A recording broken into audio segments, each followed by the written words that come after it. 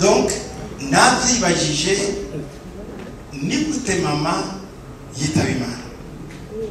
Imana irambwira ngo umuhamagaro wawe wo kujya mu Rwanda naho.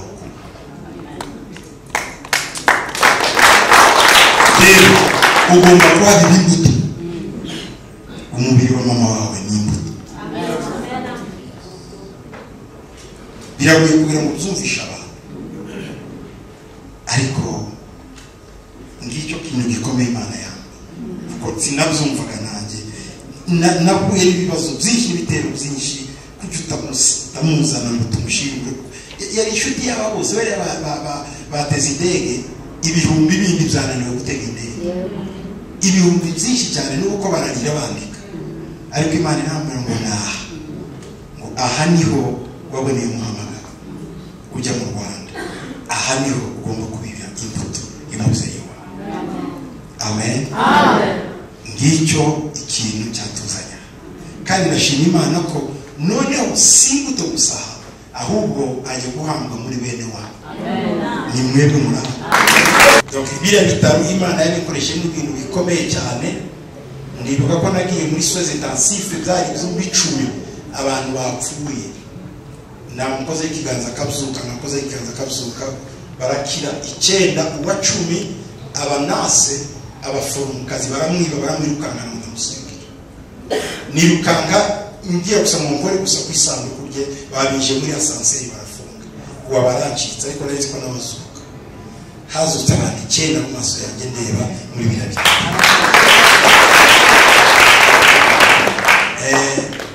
Icyo gihe hari mu cyenda na gatatu. Nibyo rero mama yatahiye.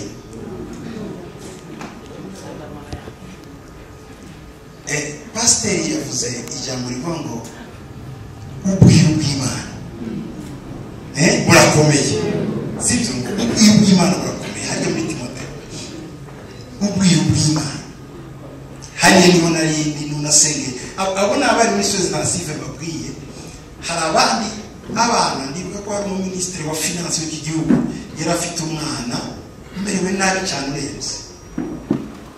Noneho mpageze ngiye kumusengera, sinari ko ari ministre, ndamubaza se urizeye ko senga umwana wa gakira? Arandeba aravuga ngo senga. Tunabwa no sinsenga utemeye.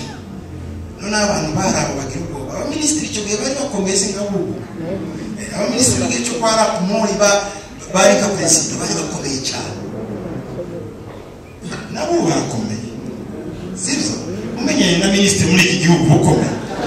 Ariko none abicugiye bari bakomeye cyane kandi ari ministre wa finance. Ndamwe subiramo. Cyo nafite imyaka 22 kandi kimwana yarasaze. No subiramo, nutabisubiramo sinsengera umwana wawe. None umugore waramureba ngo ariko ngo wabivuze umwana wanjye akakira niba ari byo. Umugabo aramubwira ariko urumva ibintu foolish, ibintu by'ubusazi. Umugore avuga ngo urabivuga kubw'inyungu z'umwana wanjye. Abadamu burya ni muri abantu y'umwana ari igihe muduhindukira tukabayemerwa. Umugabo ngo ndemeye, ariko niyo yiyemeye ngo ndemeye. Ako niko nari nkeneye gusa. Umwana we yari afite imisatsi y'abarasta agaragara mu ntuzumu. Mbazi izina rye ararimbwira. Mukora ku birenge, umukoze ku birenge, umwana arakanguka. Akangutse se arikanga. Abwira nyina ngo mama mwumvuye ahantu. Mumbonye umuntu uhanguye ari habi, bati none ndabona asa n'uhagaza. Mbona ahantu hari cyane n'umushiki. Umuntu arayiruka anyambura abantu bari bamfashe. Bati none ndabona n'uyu muntu, bati si umuntu muziye papa. Sa agira ubwoba, amakarte de visite arambwira ngo icyo uzakirira cyose muri Kenya n'ubwenge igihugu nzamuha. Ngo nukenera inzu nzayiguha, kandi icyo gihe sinari mfite aho ndaba. Imana irambwira umwanya akibwira ngo uzange, kandi iyo karte uyice. Ngo mwasize Imana mwese musiga ibyo mwakoraga kugira ngo muri iyi minsi tuba turi kumwe tubasha gusezera umubyeyi wacu. Ukuri turabashimiye cyane, Imana ibamugishe. hari n'ejo mwarangije ikindi kiriyo cyo kwa mukuru wacu Yakobo ari gusaba Pastor Bagaza urumva ko ntako mutakoze mu mudufashikiye kandi mudufate umugongo Imana ibagiriye neza. Nabonye abantu benshi hano mperuka kera cyane ndabona umuryango hafi wacu usubirano nareba nkabona abanyabijombo bari hano iyo mvuga abanyabijombo abanyaminembwe ni nk'ubu abantu cyangwa abanyakabara cyangwa abanyabibogobogo mwihangane ngo ija kurikirira ubwo mu rugo ni mu bijombo rero nishimye cyane nabonye muzehe ndagira ngo ahaguruke akize umwami.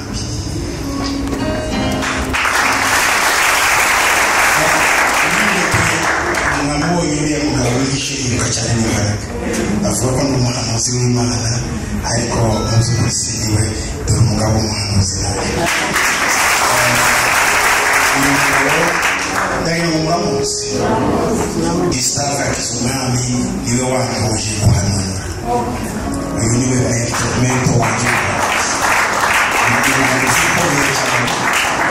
hari igihe twari mu Minembwe igihe cy'ubuhanuzi kigeze numva ntari buhanure akize umwami adahari ndamuhamagara ariko yari hakurya yarakurikira kuri ndavuga ngo namushaka azi imbere noneho numve ko ahanura. Uyu niwe mugabo rwose umuhanuzi mu bihe by'ubwana niwe batureze mu guhanura ndagira ngo abavuye i Kigali mu murebe mumenye n'uyu mugabo urakoze cyane. Nabonye mu musa n'akaboko hano musa muri haguruka Napolo twamwitaga Napolo kera cyane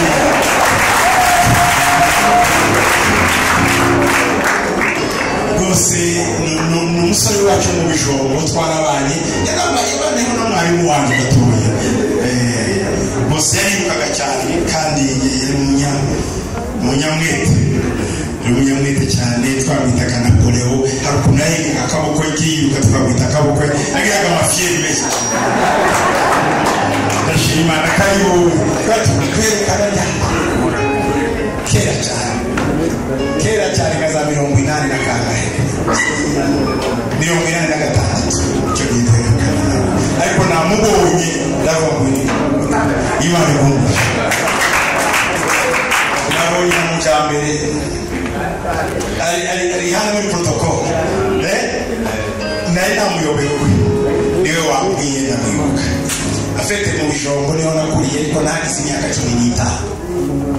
imyaka nise mu mahanga nyinshi navukiye Uvira muri 71 tuhava tuzamuka ruguru mu misozi muri 73 icyo gihe papa yasubiye na mama basubiye mu bijombo tujyayo rero nabaye mu bijombo kuva 73 kugeza muri 87 ni imyaka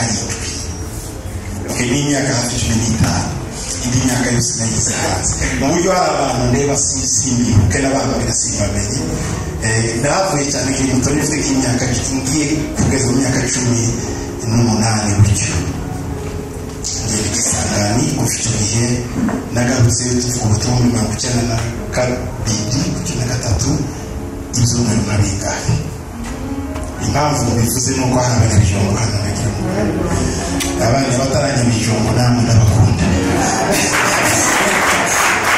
muhagarika imitima yanyu Imana ishimwe cyane twageze nakoze igiterane mu Minembwe kandi bwa mbere ngeze mu Minembwe nubwo nabaye mu bijombo sinigeze njya kure gusa uretse ko nono ngo kwa Bakibinda narageraga twagera mu Kagogo hariya biriya bice bya bijombo ariko kwambuka Rwerera nahambutse rimwe gusa nari twarangiye gukora examen d'etat turangije ikizamini cya leta none njya mu kiraro Irurenge urabyiboneye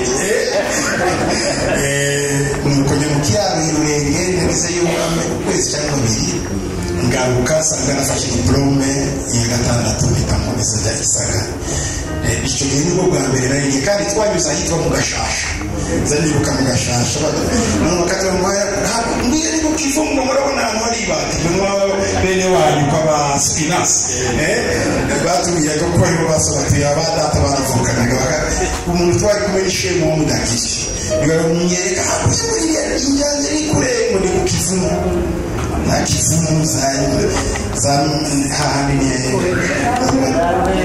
Nyabibugu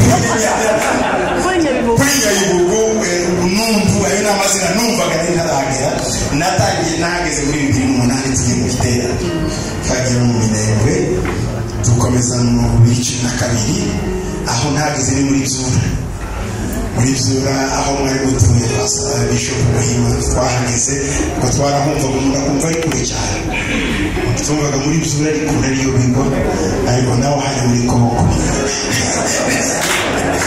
ariko umuntu agera mu mwarahabutse ariko byari by'ubukimba bavandimwe ndagira ngo muzukuri bashimire cyane shimire rero n'abantu bavuye kure kugira ngo baze kudutabara kudufata mu mugongo ndagira ngo mwabonye delegation ivuye i Kigali ndayisaba ngo ize hano imbere ni mwihagarara abavuye i Kigali ndetse kizaga muvuye i Bujumbura n'abanyabujumbura bose gatoya twese duhurire hamwe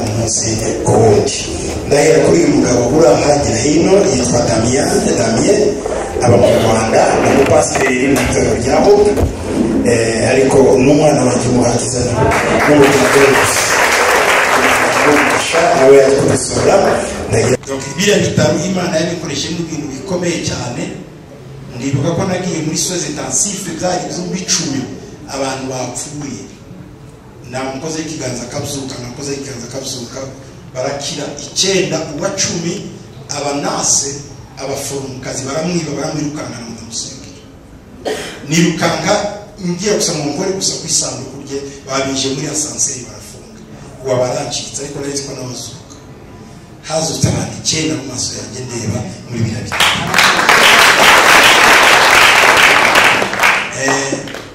icyo gihe hari mu 9 nibyo rero mama yatahiye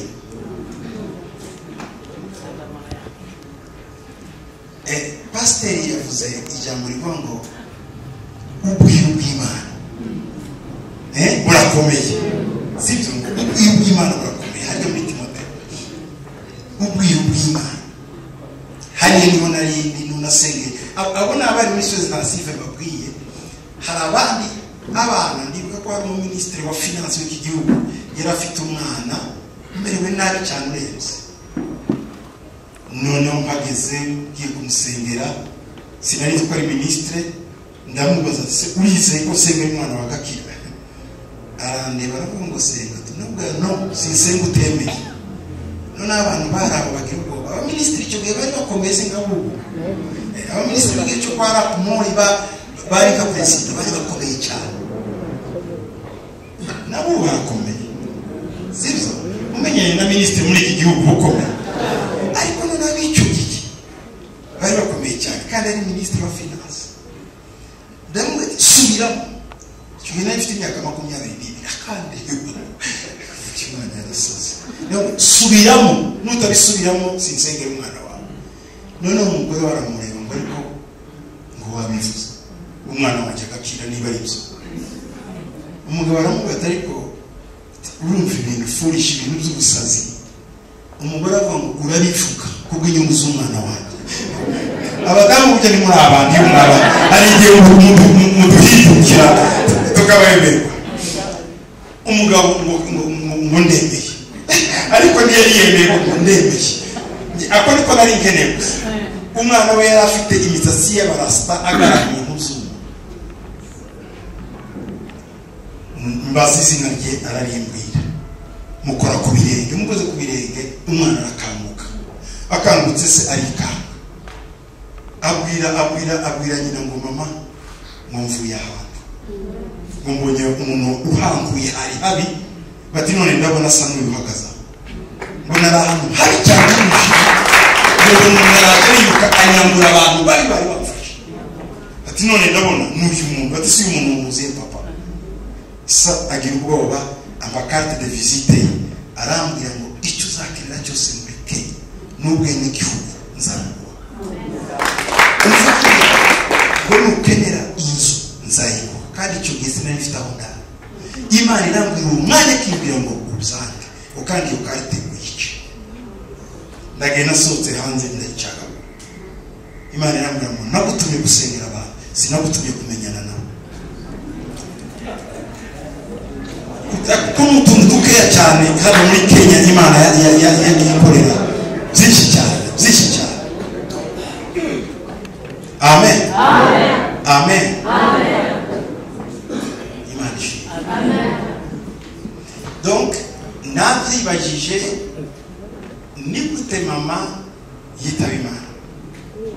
Imana irambwira ngo umuhamagaro wawe wo kujya mu Rwanda naho.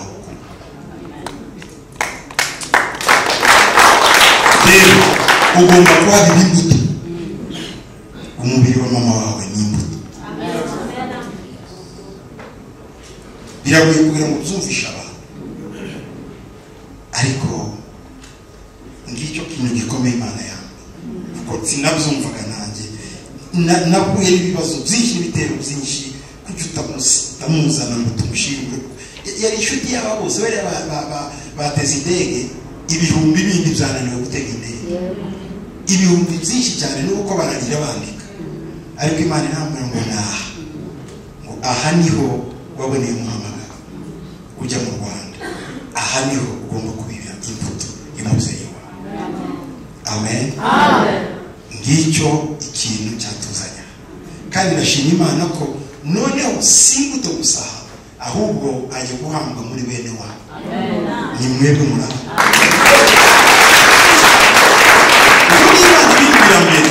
Bari bagitese nzamushingura muri aterere. Aterere murayize? Aterere ngaye n'umuhega. Aterere ngaye n'umuhega. Nari nzi kuri gito cyarangiye, ariko urimi nari nzi cyane n'iki cyanduru, kuko nabanye n'abacanduru. Idena de rumabe nyasaye. Murakizi gake? Okay. Iki cyaro nari nkizi kuko bamaze kunyirukana muri hoteli narimo banyibye amafaranga, najya gusengera abantu kuri Agaka, ngarutse sanga abanyiri hoteli n'abagabo nari narayishyuye amezi 3, sigara ni mafaranga y'amezi nk'3 kuko nategura kujya hanze. Ya mafaranga barayiba, baca na resi nari mfite, bavuga ko ndigeze nishyura. Bene wacu bakikuye bakunda ifaranga mukababwire murabizi.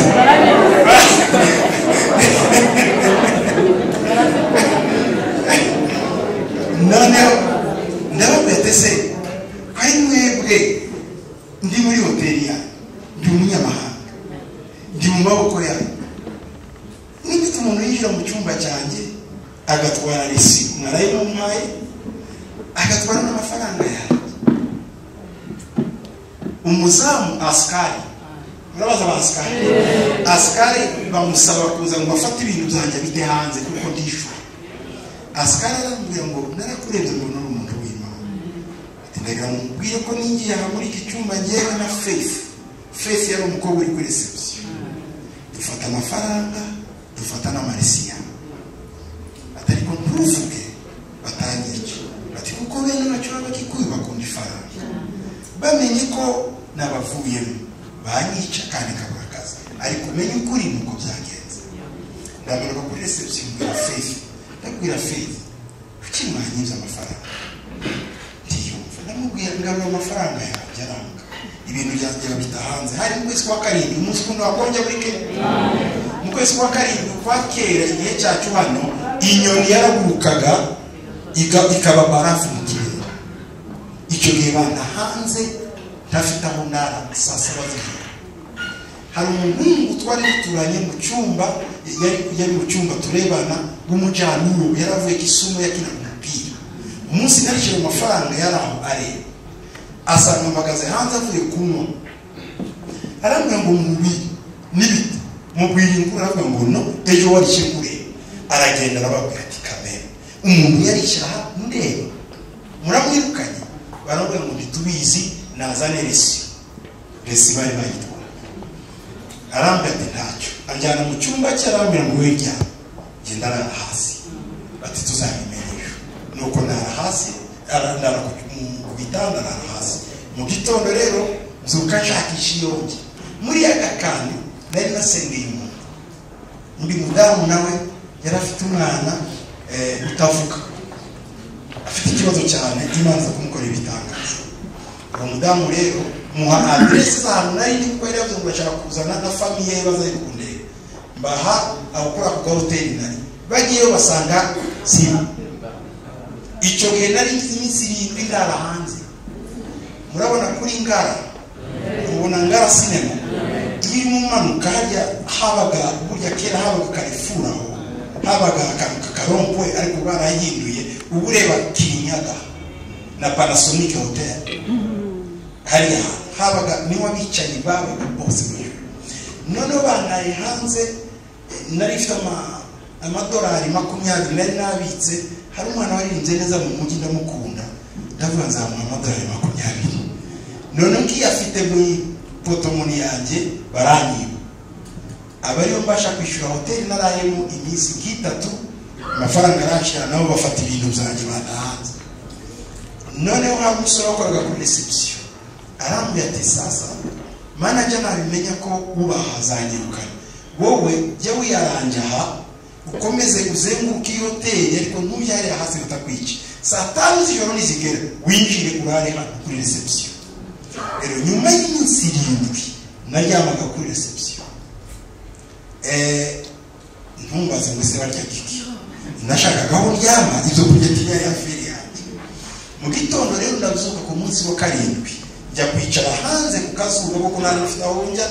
Mbona wa mudamu nasengeye umwana araje, yamanutse amaguru yose Parkland niyo twari turi, aramanuka cya kuri Ngara, arimo manuka ngo ajye mu mujyi, asanga nicaye hanze ku muhanda. Haravuga ngo bite mu mbi, cyamubwira ni byiza nta kibazo ufite. Ndavuga oya, arambwatoya bati aya n'amajoro 3. Ijwi rimanuka mu gisenge rikambwira ngo wa mubiri agiye gupfasha kumutabara.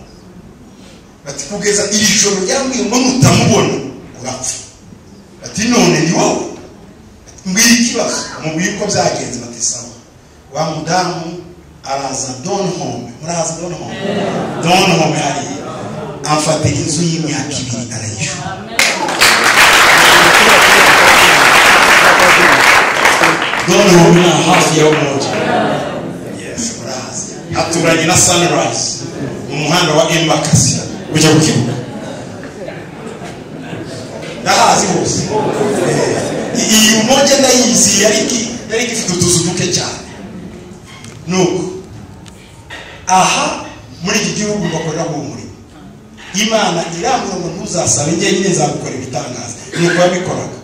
Nahura n'umuntu yajya kumva ikintu Imana ikavuga yari menyigisha kubaho mu bikeya no kuzabaho mu byinshi. Paul aravuga muzi kuba mu bisaga zino kuba mu bike. Ubuzima bw'umukristo ni ubuzima buzi kuba muri byombi. Iyo wabaye mukene cyane ukagana wabatakaje ubukristo. Iyo wabaye mukire cyane naho ukareba wabatakaje ubukristo. Umukristo azi kuba muri byose, kandi byose umuntu akiri Imana imukisha. Nubwo uvuga ngo urakene, hari umunsi uzaca mu buki, kuko ni inzira igana mu ijuru. Mu nzira igana mu ijuru hari umubande w'ubuke, hakaba n'umubande w'ubuki. Hari igihe kimwe mu buzima uzagubwa neza n'ubuguwe nabi. Iyi kenyerero yambereye ikigeragezo ariko imbere n'umugisha. ministeri yanjye cyane naha yakomereye kuko nagiye mu Rwanda Imana yaramperenize icya kabiri ndangiriza no kubabwira ngo ijuru ribaho ijuru niriyo n'umuriro niriyo nawo baho murabyemera ijuru ribaho n'umuriro ubaho muri America Ohio hari umupasiteri yitwa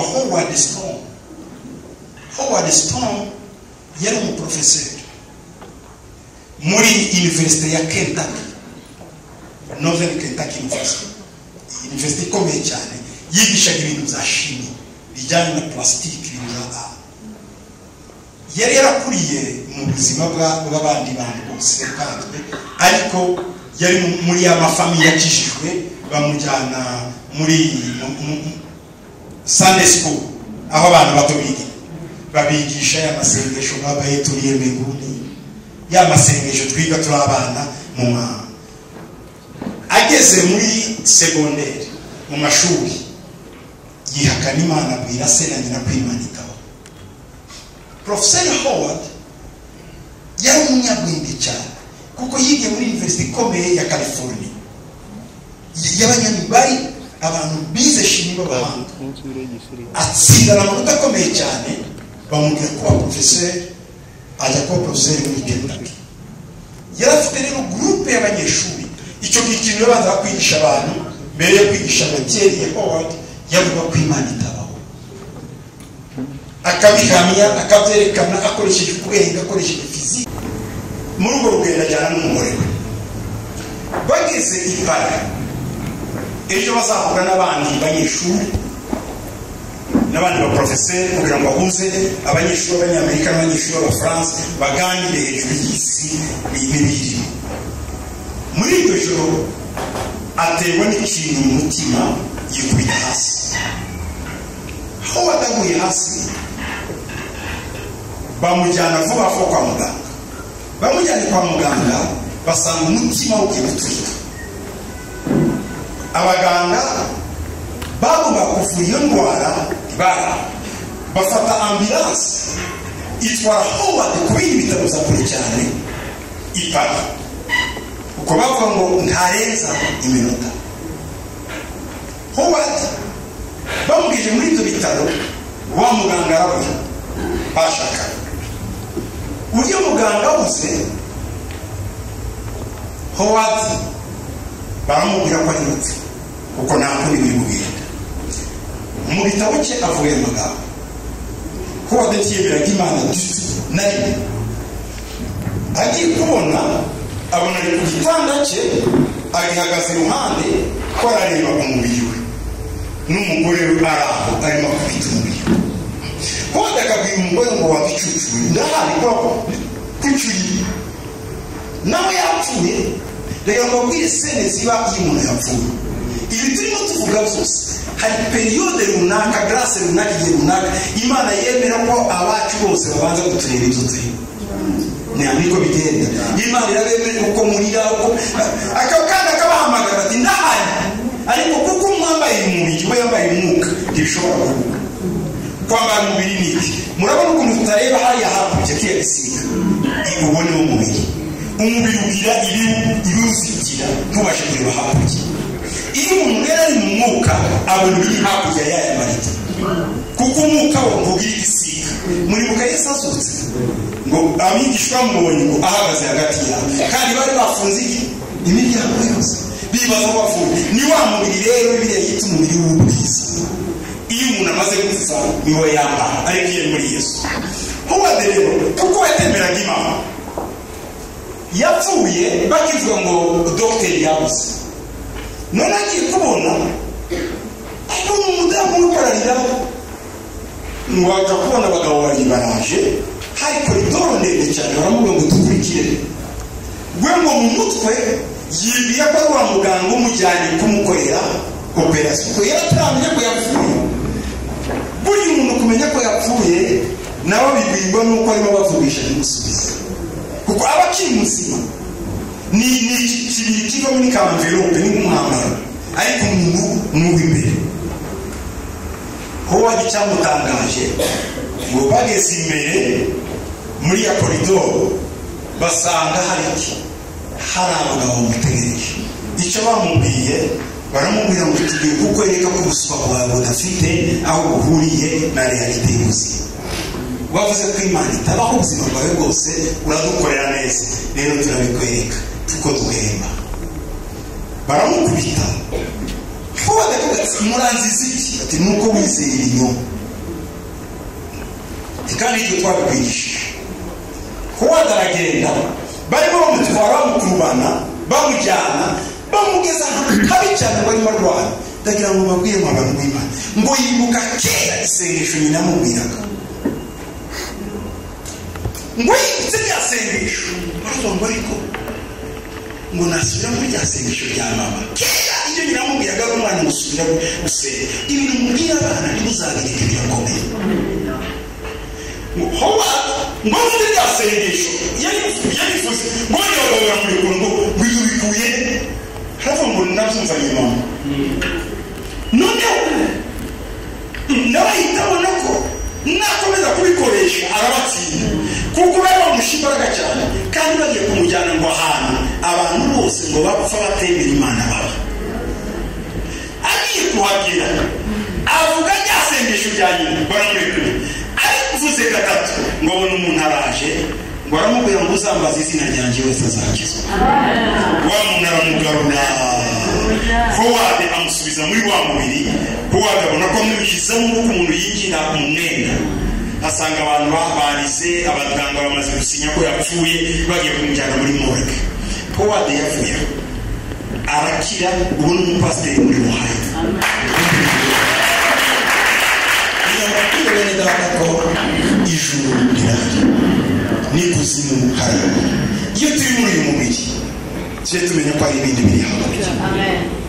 Niyo mpamvu tugira ibyiringiro, niyo mpamvu tudatinya kuko tuzi iyo tuba twakiye, tuzi iyo mabari, tuzi ntacyo tuzajya nta gushidikanya. Rero nta mpamvu yo kurira. Imana iba umugisha.